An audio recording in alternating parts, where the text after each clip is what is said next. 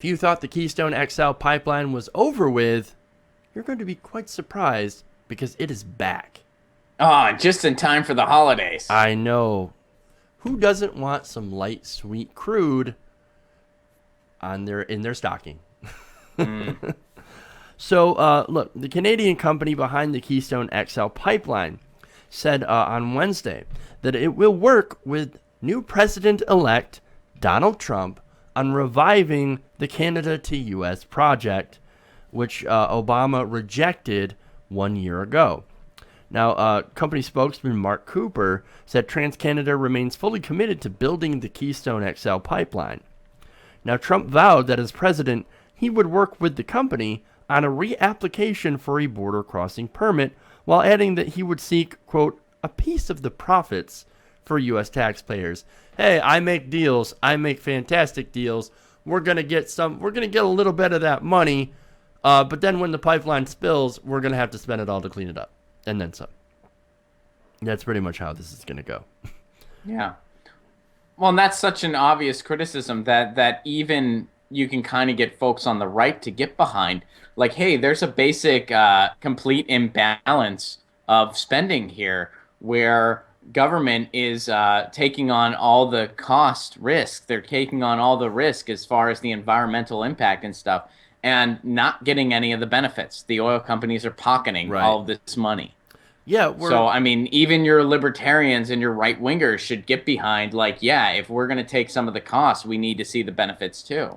right. What we're doing, I mean, we've been doing this currently with all the different pipeline fights, is that we've been, you know, privatizing the gains for the oil companies and socializing the losses, Hmm. and that can't continue. Not only that, but just like the Dakota Access Pipeline, the Keystone XL pipeline, one of the main things against it is that it wouldn't provide domestic U.S. energy, nor would it provide that many jobs. What No. it is simply a line, a pipeline to get this tar sands, which is incredibly dirty fuel, down to Texas, where it gets refined and shipped out to the rest of the world and sold on the world market. That doesn't benefit us. Yeah, it doesn't What help us piece of out domestically, and even on yeah? the world scale, it is at best a band-aid on a broken arm So as what far as our piece? energy needs. Yeah, what piece of the profit are we going to get? What profit? We're not going to make anything from it, even though we're taking all the risk. It's not as if we own that oil. It's Alberta tar sands. It's Canadian oil. And actually, it's not even Canadian oil. It belongs to the oil company. So what exactly are we going to get from this other than environmental damage and even more carbon put in the atmosphere, which is going to cost us more in the long run when the damages of climate change? What are we going to get from this? We're not going to get anything from this. Chemical cocktails in our water Well, if I wanted that, I'd go to with Flint. with mystery ingredients, kind of like an energy drink, where it's like, well, we don't know exactly what that stuff is. They don't need to tell us. Well, but it's an energy drink that will kill you. Mm-hmm. And so that's what we're dealing with. And so, look, I mean, we knew Donald Trump, we said, if you care about the environment, do not vote for Donald Trump. Hillary Clinton may not have been fantastic on the environment. And trust me, we're the first ones to tell you that.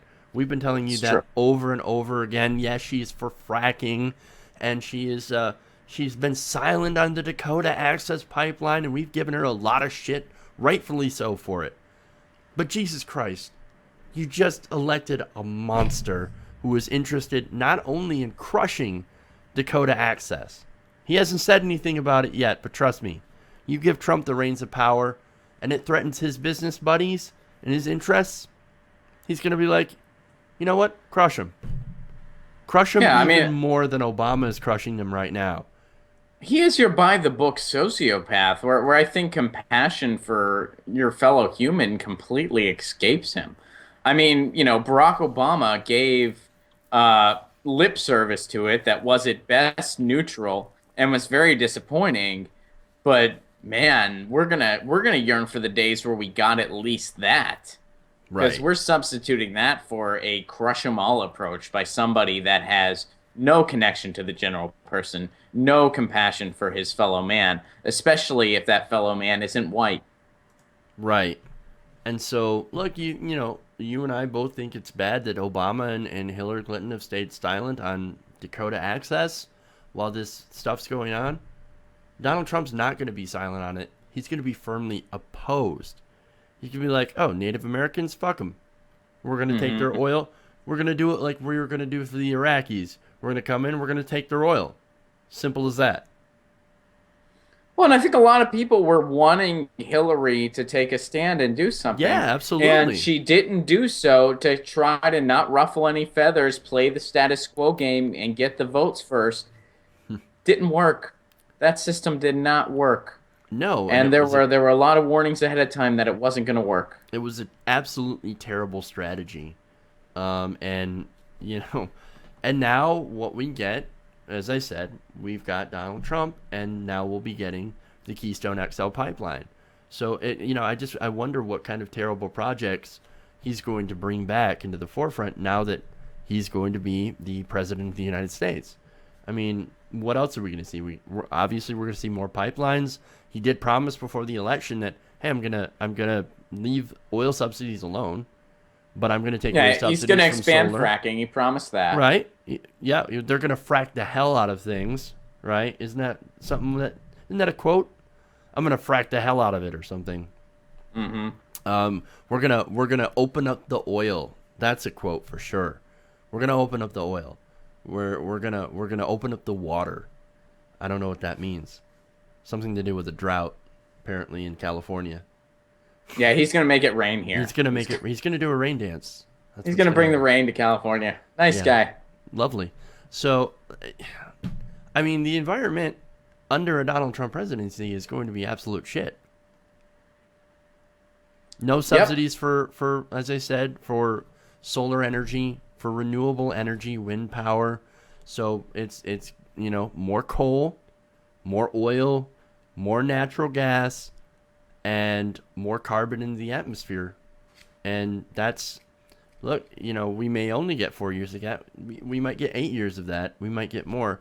But even in those short years, the effect of the carbon that we're putting out is going to be felt for decades and maybe even generations. And one of the things that's very disheartening, promising those things was what helped him win a lot of the votes in some of the Rust Belt areas like Ohio and Pennsylvania, promising those jobs. Hillary Clinton, one of the things she did do, to her credit, she had a more, all of the above energy approach when she was questioned about that. And some folks didn't want to hear that. Some folks where it's that job in the mine is all they have, they didn't want to hear that. And even though that's what we need, and that's the conversation we need to be having, that ended up working against her, which is very unfortunate, and one thing that we can't blame her for. No, I think she did fuck up on that, though. You think? Yeah, when she went to coal country and said, "I'm shutting your jobs down," without saying, "But I'm going to create new, better jobs, safer jobs for you in solar industries." So that you don't have to worry about black lung. You don't have to worry about mine cave-ins. You're going to be the first to get these new solar jobs when we do shut down the mines. So you'll be fine. Your family will be fine. You'll be taken care of. And she didn't do that. At least she did that too late. She originally said, we're going to shut down your mine. We're going to shut down your coal plants. So you're saying the messaging was off? Yeah, I believe she said that in West Virginia. I can't disagree with you on that. I mean, I think that her message was terrible, and it's not what you do, it's not what you say, because these people will be like, "Well, that's my livelihood, man. I'm a coal miner. My granddaddy was a coal miner. My daddy was a coal miner. I work in the coal mines. Why are you going to shut down my job? Why are you going to shut down my family's livelihood? This is the lifeblood of my community." Mm-hmm. Well, and she didn't have an answer to it. I think she had the right theme, but yeah, I'll agree with you that the messaging was definitely off, because her campaigning in a lot of those states was not very thorough, was not well done. Again, and she paid. I mean, we all paid. We all paid, dearly for it. And another thing that she did wrong, and her campaign did wrong with this whole thing, is that she didn't appeal. She didn't go and to these people in flyover country. She didn't pay enough attention to to their needs, and to the things that she didn't listen. She didn't listen. And she said, no, I know better than you. And yes, that might be true, but you don't tell someone that, hey, I'm smarter than you, so you should just listen to me and shut up. No. She'd be like, hey, I've got a better idea on how to make your life better, how to make your community cleaner, and how to protect the air and the water. And this is what I want to do. And you are the first ones, that are going to benefit from this. Because in order to build this, we're going to have to take your old job away and give you a new and better one. And I think if you sell that better, that would be received a lot better by people in those areas. Because like, oh, you're not trying to destroy my career. You are trying to protect the air and water, and you're trying to create the jobs in our area. And we're going to get the first ones. Well, that doesn't sound like a bad deal, because all I care about is taking care of me and my family and my community. And in those communities in West Virginia, those coal communities, they rely on that mine for so much. And as much as me being a liberal, I care so much about the environment. I want to see us phase out coal. I want to end it, right? But we got to do it in the right way. And what Hillary Clinton did was not the right way. It is the absolute wrong way. And the Democrats need to learn how to start talking about and how to start messaging the people that they want to vote for them, the white working class, the people in the coal mines, the people that are affected by energy policy. Hey everybody, thanks for watching this video. If you want to see more like this, please hit the subscribe button below. And if you want to support truly independent, non-corporate media, go to our Patreon page and become a patron. Patreon.com/TYTNation.